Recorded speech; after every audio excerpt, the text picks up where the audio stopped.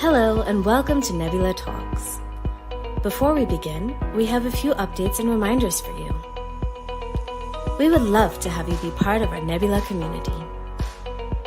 And you can do so by logging on to www.nebula.com, where you can join communities related to your area of interest, register for upcoming Nebula Talks, book one-to-one skylifts, and view other upcoming events. You can also take this opportunity to connect with fellow learners or the speaker by sending a connection request. When you connect with the speaker, you will be able to contact them directly as well as receive updates about their upcoming talks. Kindly note that during this session, you will not be able to switch on your camera or unmute your mic. To ask questions during the talk, go to the audience chat, type your question, and select Post Your Question. If your question has not been answered during the talk, you will be notified once it's been answered, or if your question has not been answered during the talk, you can go to www.nebula.com and spin a quest, and your questions will be answered. Thank you for joining us today. We hope this talk broadens your horizons and takes you to new learning heights. Hello everyone and welcome to another one of our Nebula Talks. I'm Sadhana, part of the Nebula editorial and engagement team and your compere for the day. It is delightful to see you all join this talk on this lovely Friday evening. So to start with, let's give you all a brief introduction of what Nebula is and how Nebula enables and empowers international work and study aspects. Nebula strives to bring about transparency, accessibility, and awareness around everything pertaining to international studies and work. We do so by connecting international study and work aspirants with experts from every related field, international students and alumni, and scholars who have been there and done that. Today, here we have with us Kasturi Sinha, an alumni of the Imperial College of London. Welcome to Nebula Talks, Kasturi. We truly appreciate that you could take some time out of your schedule and be here with us today. So before we dive in any further, would you please give a small introduction of yourself? Hi everyone. So as she mentioned, I'm an alumni from the Imperial College London. Currently, I am working in the biotech sector with Thermo Fisher Scientific, and I'm basically a scientist there who carries out cancer research work. So this is my first step into the corporate world, and I'm looking to answer all your questions today. That's amazing. I'm pretty sure everybody here is super excited to talk to you, as am I. So without any further ado, let's just jump in. So my first question to you would be, after pursuing bachelor's in biotech, so what inspired you to pursue a career in cancer research specifically, and how did you go about the process of shortlisting programs in that field? Uh, for me personally, this was not much of a choice because I had already made up my mind since school that I wanted to become a cancer researcher. And I think by the first year of my biotech in SRM Engineering College, I already knew what colleges I wanted to apply to. So Imperial is one of my dream colleges. So I remember specifically people asking me to apply to more colleges, but I only applied to three of them. And I never thought I would get through this, but being a cancer researcher and studying for Imperial is something I had dreamed of, and that did not take a lot of my thought process actually to begin with. So, So, what led you to choose to study at the Imperial College? You told me that it's from a long time you had this college in your mind. So, what were some of the reasons that you wanted specifically Imperial College, and how was the transition from application to the admission process like? so Imperial is, as you know, one of the top seven universities, and in biotech, actually in cancer research, specifically in research-based degrees, it ranks almost 3 and 4 worldwide. So, getting into that always gives your CV one of the biggest boosts that you can actually imagine. Coming to why Imperial, they have fantastic professors, they have resources that you can't even imagine, and they have great alumni network that can get you to connected to almost anyone that you want throughout Britain and in Europe, and sometimes even in America. So, and it's a very highly competitive degree, and they only take around 25 to 30 people just for one single course. So it's not like there's a big herd of people who are studying. So the professor has kind of all your attention for you, and it's very easy to get through the academic year because it's actually very intense. The application process is very simple. It's just you fill out the application form. You There is no for this degree at least there was no admission fee, like there was no application fee. But generally, if you are applying for some other programs, there might be a £70 application fee, as far as I recall. Other than that, it was very straightforward. You need to work on your SOP, because that is because they don't know you, and that's how they would select you from almost 500, 600 people who are applying for this degree. And also, you need like two LORs, and they do have a cutoff of almost, I think, 70% in your engineering degree or whatever your undergraduate degree is. So it's actually I mean, you can always apply, but your chances of getting into this kind of an university would be much higher if you have like decent enough score. And if you are from an English speaking university, you generally do not need a IELTS score, but it's always have better to have an advantage of it. Yeah, but overall the application process is very simple. Yeah, so you mentioned that they take only 25 to 30 students out of a lot of applicants. So when the competition is this high, what do you think are certain things about a student's profile that would make them stand out and get through? So for me, I enrolled for the Master of Research Cancer Biology program. So what I understand and how my thought process was that I need to show them that I have all the prerequisites that I need, and they don't need to be doing a lot of work to make me adjust to their environment. So as I was going for this Master of Research degree, I did like three internships. I had a lot of lab based work. I had good projects for my both undergraduate, like for my both minor project and major project. So I think that all comes down to what you have done throughout those 4 years of your engineering or whatever your bachelor's degree is. That is going to reflect on if they're going to select you or not, because they want people to adjust there quickly. Yeah, you will always have 80% score or something, but there's a lot of people who have 80% score. But getting into good projects, showing them that you have published papers, etc., are like a big, like, you should have those if you want to get into such an intense program. Hmm. That sounds fair. So now moving on to the college ecosystem in the UK. So how's the environment in college is different as compared to the college environment when you did your bachelor's in India? So the environment for a research degree is pretty much the same, just that professors are more friendly, and Hmm. you have a lot of access to a lot of resource. And like I said, the cohort is actually very, very less. And almost say 20 to 30% of them are just British students, but the others are from international. And yeah, so you have quality one-on-one times with your teachers. They have guidance counselors who help you figure out how to go ahead, not only with the academic year, but also 1 or 2 years later, after your degree, what you can do or what are your job prospects. They have career counselings, everything. But yeah, overall it's a pretty decent experience. There's not much of a difference from what Indian institutes are here. So yeah. So we generally hear that there's a lot of hand holding that happens when it comes to Indian colleges, but when you go outside to study, that's not something that happens. So do you agree with that, or that you're mostly on your own and your professors are only there to guide you, or is it similar to how it's back in Uh, if you're talking about a cultural shock or something, I don't think there is a cultural shock in London, at least. You will find India? people of your community very easily. They're right on the street.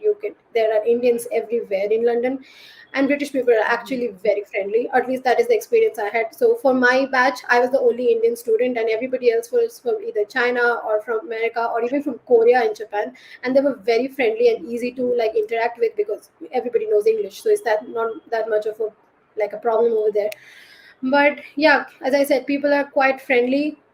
Guidance counselors are not only there for your academic reasons, they're there for your mental health reasons. They're there to help you out with accommodations and everything that you need, because they also understand that you're coming, literally crossing the sea and coming there from different parts of the world, so they are there to make you feel at home. So that has not been a problem for me.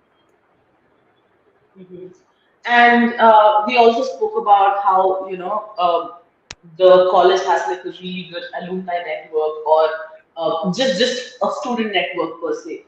So, what are the different activities and events available to students to build that network? And So also better their profiles, better their credit score, etc.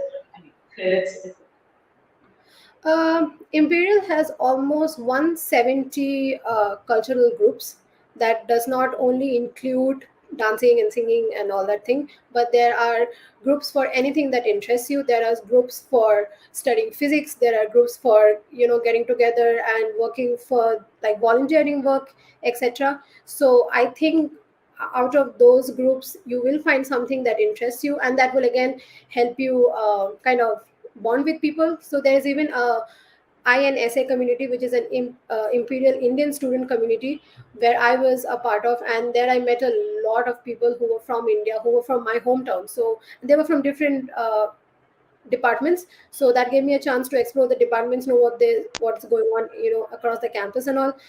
So yeah, you can, and if you think you want to start something new, they even have the provision for starting something, a new club or something. You get people to join for them. They even give you funding if you require. But like if you have to have a decent number of people for that. But there's a lot of clubs that you can join, starting from journaling to volunteering, anything. Mhm.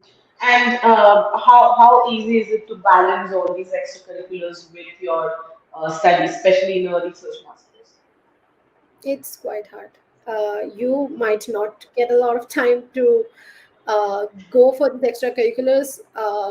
Be- Being a research like student, you might have to go into labs even on the weekend, because it totally depends on the requirements there on it. And well, it's easy, but you will have to pay for it.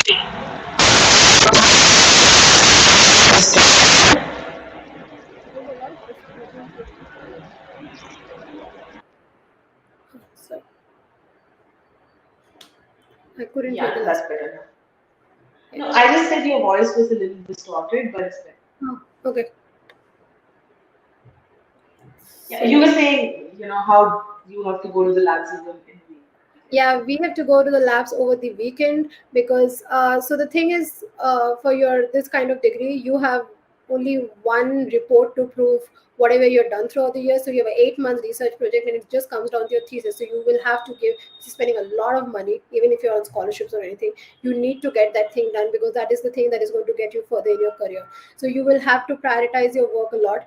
I won't say there is no time to socialize or have fun or do extracurricular activities, but yeah, you would have to prioritize a lot of stuff to just get through the week or through the day, actually.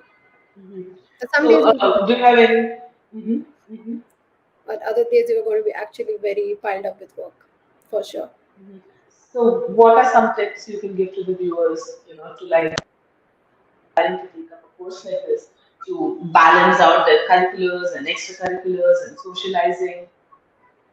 Could you repeat the question? I couldn't hear you. Yeah, so I was saying if you could give some tips to the viewers on how to balance their time and schedule when it So comes to, all these activities and socializing and studies and research. for me, actually, it totally depends on the research project that you're working on. There are some research projects that are really very demanding, where you have to write a lot, you have to understand a lot, you have to make your experimental plans. But there are I have friends who were really chill during that time, because they had all things were set up. This was nothing that was very novel. So it kind of comes down to what kind of research project you choose.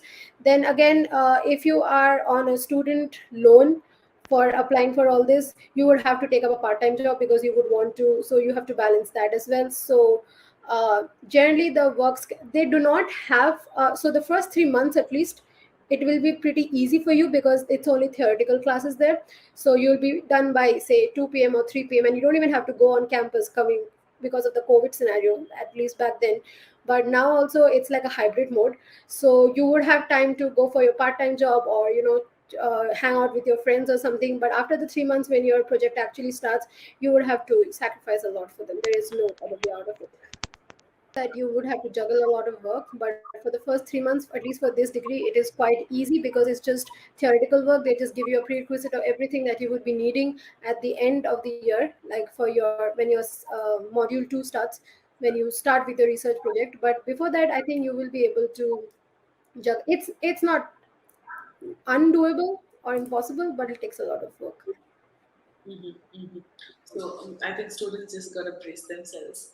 Yeah. Moving on, we often hear that the cost of living in London is way higher than the rest of the UK. So what are certain things that the students can do to balance this out, and how much is the average difference? If you could give some Uh, insights. So if you are planning to study in Imperial, your so London is divided into four zones. So zone one is the most expensive because it has Buckingham Palace and every kind of tourist attractions are there. So cost of living in zone one is really really high. So as you move towards zone four, away from the city, the cost of living is pretty low. So if you are planning to study for Imperial, your uh, most definitely your campus is going to be in zone 1 or in zone 3. So I was in zone 3, so it was kind of easy for me because there the prices are quite less. But if you're in zone 1, you would have to have an initial expense burden, especially if you are going for a 1 year degree. If you're going for a 2 year degree, I would say just go stay in their hostel for 6 months. So they have a 6 month lock-in period, so you would have to stay there and then go there and search for flats or apartments with your friends.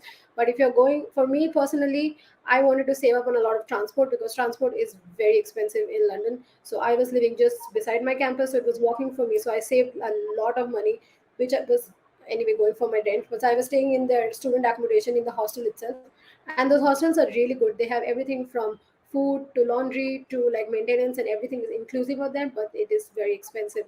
So for me, it was almost 900 pounds per month. So that comes down to 9 lakh rupees per month was their living cost. And yeah, Imperial as a college is quite advantageous because they have a hostel accommodation, sorry, a student accommodation page where they have verified people who post, their listings of houses. So they're basically kind of PG. So it's like an Airbnb kind of, but you can stay there for like 1 or 2 years. So they have been visited by the college people, or people from the college have been living there. So it's a verified thing. So there's a like a potentially 90% less chance of a scam. There are a lot of scams in London. They just like do not pay anything before you go is what I would say. Like, or if you are paying, go through some agency, through a website, talk to real estate agents, and only go through verified websites, because I have had friends who had this kind of scams. They got their money back, but then that was like their luck or something. But there are a lot of options. You just need to be very careful because you're literally making your payments from a different continent and from other side of the world. So the other side of yeah. Yeah, that sounds pretty scary. I mean, um, there's usually this pressure, right, that the vacancy is going to be filled off, the number of slots are going to be filled off, so you just pay and block the seat. That's something that happens everywhere, even if you're trying to look for an accommodation over here or over somewhere else. So I think it's a little scary, but like you said, being a little more diligent is something Yeah. that could help. Yeah. So let's talk about your journey as a researcher. So how has your journey as a researcher evolved in a foreign country over the course of years? You know. So I've been involved in research since 2016, but then that was just as a graduate student. Um, as I said, I always it's very important to look for opportunities. So I've been like looking for opportunities to go abroad, and that finally happened in 2020. And I got a semester abroad at Harvard. So that was kind of my boost for my SOP that got me into Imperial, is what I think. Ever since then, I went to Imperial, and I actually knew what kind of research I wanted to get through. Like cancer research, even if you talk about, is a huge domain. So you need to know what you want to do in cancer research, because there is like clinical, there is different kinds of stuff that you can do with it, like pharmaceutical, clinical, anything. And you can't go just vaguely to a college professor and say this is my domain, and this is like, you have to be very specific. You should know what kind of stuff you want to pursue, what exactly you want to do. And I did not opt for a PhD as such sort because I had different objectives in life. So I wanted to switch to a biotech company, and luckily I got into Thermo Fisher. I do the same work here that I do. I am able to work with like people from across the globe, because although we are based currently in India because of visa restrictions, um, we get to interact with the main heads of the business back in US, and we get to do a lot of customer facing work, which means that I understand the market now, which is a difficult task to do if you are just in the academic zone. And again, for me, switching to corporate, the main reason was they have a lot of resources. So as you move forward, uh, through your academic thing, you need to source your funding, you need to do that, all the money has to come from you. So when you are a student and you're under a professor, the college does that, but as soon as you go higher in your rank, you have to be doing that, and it is really competitive, and it's a lot of pressure. So if you want to do whatever I am doing, it's just better to switch to corporate, is what I feel. So at least for me. And how's the work culture now that you've started working with the People are super friendly. I did not think they'll be this friendly, but they are so supportive, so nice. Like, we are one of the, like, the Fortune 500 companies, so our work culture, like, we have, like, I have at least a lot of work life balance. So if they say it's 9 to 5, it is 9 to 5. There you cannot work after 9, like 5 p.m. or something. And they are very supportive, at least for my site in back in India and the one that I'm collaborating with. They are very supportive with deadlines, with whatever I want, and if I want to try something new, I will be heard in a way. So it's a very good place to work in. Mhm. That's nice to hear. So, speaking more about the support students receive while they're in college. So, what are the different student services and support services available to students when it comes to mental health, finances, and other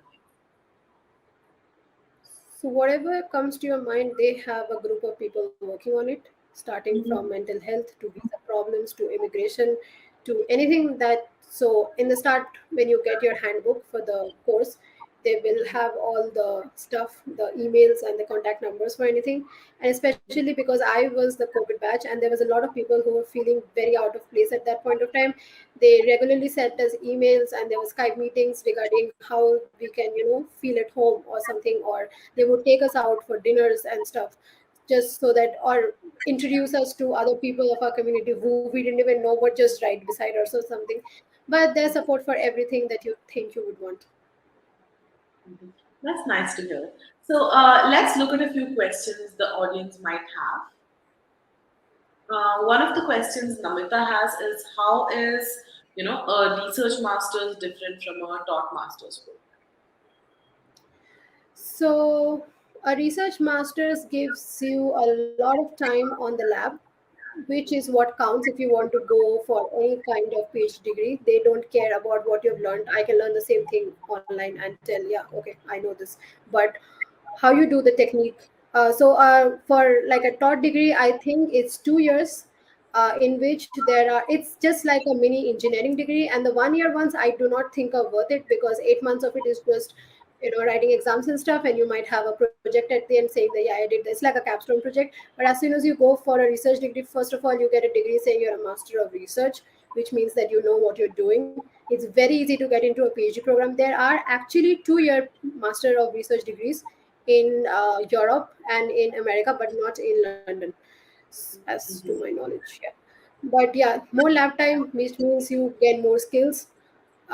Theoretically, you can just do that.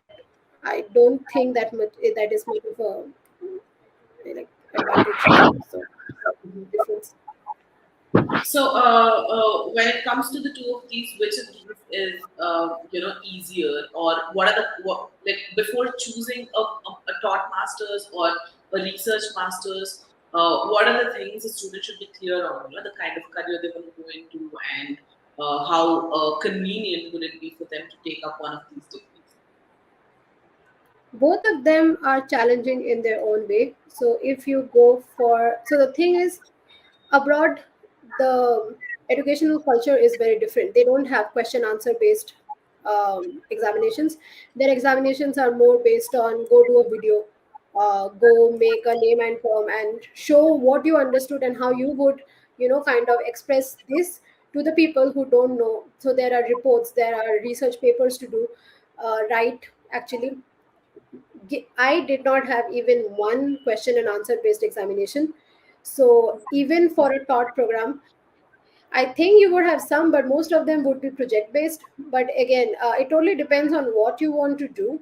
If you want to actually spend so much time doing a master's, go for a taught program because you would have a lot more to learn, do, and this. For I think at that point of time, you would have two projects, a minor project and then a major project at the end.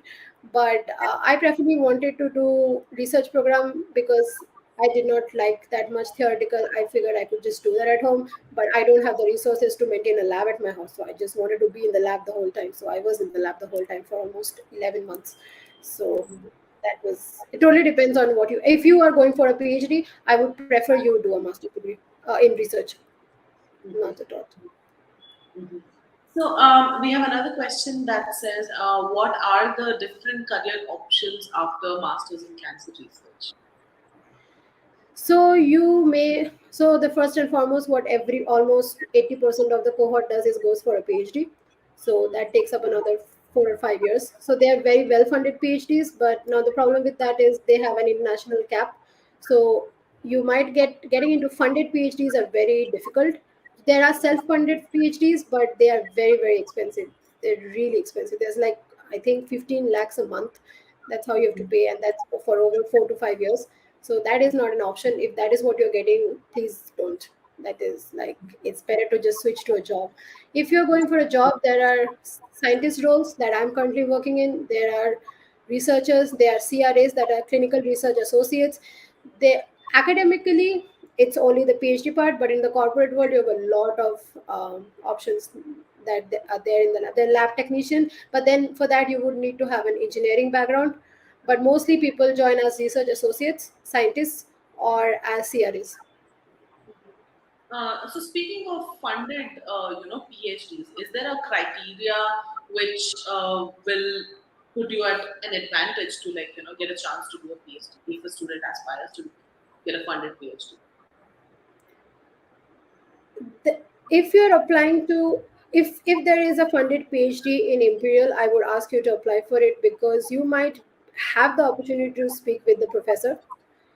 The professor might know you, might know your particular guide, and might you would not have that much of, you would have a bias there ki, okay, I know this girl or guy works like this, and I can trust her because they're taking you for a 4 year program, and they suffer a lot to get funding, so they will not take just any Tom, Dick, or Harry over there. But if you're applying to out of Imperial, it is totally dependent on what you have done throughout the year, what your marks are, what kind of scholarship you have, what extracurricular you have done, and why. And like there are like specific questions to these PhD applications and how you fill them up. So yeah. So we have another question from Ehsas, which says, can you please talk about any specific scholarships, either fully funded or partially funded for, masters in research in cancer biology at ICO? So if you're applying for the master in research for cancer bio, as I said, we have a very less cohort. So every application that comes through is always considered for a merit-based scholarship. So depending on your merit, they will anyway give you a scholarship, but that is also down to like 5 people. There are other scholarships like the Dean Scholarship. There is departmental scholarship, and all these applications are separately done. So once you have filled up this application, you would have to fill up another application for these scholarships, and then totally depending on whoever they choose. There's a president student scholarship also, which I think has now changed into a Dean Scholarship. So that is fully funded, including living and everything, and they even give you some extra expenses for your day-to-day activities and all. But that it's like one or two so in all they would give out so 5 merit based and almost 3 to 4 based on this Dean Scholarship and all. Departmental scholarship is easier to get because it's focused on a department, but Dean Scholarship is throughout all the departments that are there, so it is more likely that you would not be even considered for it because they have like 50 or 60 departments in Imperial. Mhm, mhm. All right. So moving on to the next question, what are some practices I should develop while in college in India so that I can easily cope with the changes in the education system abroad? If you're studying in India, it will be very easy for you to change to the system in abroad because there's a lot of less pressure. You would understand what hands-on training in academic actually means, which is just not, reading and understanding. Basically, just how do I say, mugging up the entire textbook or something. It's very easy to transform. You just need to be open to opportunities. That's all. Mhm, mhm. That's nice. We have another question that says, did you face any bias or challenges as a woman in an underrepresented field? This field is actually women dominant, so I do not think there is any. As a guy, you would feel a little out of place, but I think 70 to 80% of this domain of biotech and bio is filled with women. So no. Yeah, that's amazing. So we might have a couple more questions, but we are reaching almost to the end of today's session. So we can pick them up later as quests or something. So before we conclude, what are your general, top tips for students considering a master's degree or a research degree in you? I would say pick up research projects for your major project, which are worth doing and not just for the sake of doing it. And that correlates to what you're going to do for your master's. By almost the third year, when you actually put on your application in November, you should know that you want to do this. And that's why you're taking up this major project because that is what you will write for your SOP. Mhm. When you, even if there are semester abroad programs in your college, please opt for them. They might be a little expensive, but they are worth it because at the end of the day, they are going to pay off somehow. Most of them are like they have a memorandum and they are free to like go for. You just have to pay for accommodations and stuff. The work culture there is totally something you would not have expected and something that you should go for. And as cliche as it sounds, it is really important to have high scores because they don't know you. You is the number that puts you off on the system. It's either you go through the next process or you don't. So it's really important to have good marks uh, so that your application is actually viewed by someone living. So yeah. Yeah, that was it. And thank you so much for joining today, Kasturi. I'm pretty sure everybody who attended the talk got so many personalized insights on the program, on the application, on different, aspects of living in London, etc. And we're really, really glad that you could spare this time and give us all these insights today. I really enjoyed hosting the talk. So, any closing remarks? Just all the best to whoever wants to go abroad. There's a lot of scope waiting out for you there. All right, thank you so much. And for everybody that has been watching this talk, thank you so much for joining and being such a lovely audience. If you have any more questions to Kasturi, please make sure connect with Kasturi on nebula.com and, book a one-on-one session or post a quest and send in your queries to Kasturi or in general, if you have any questions related to studies or work abroad, connect with either me or start your questions on nebula.com, join relevant communities and make the most out of the platform. So, in conclusion, before I sign off, thank you everybody for joining in today. Thank you again, Kasturi, for sparing your time, and it was really lovely talking to all of you. Thank you. Bye. Thank you, everyone.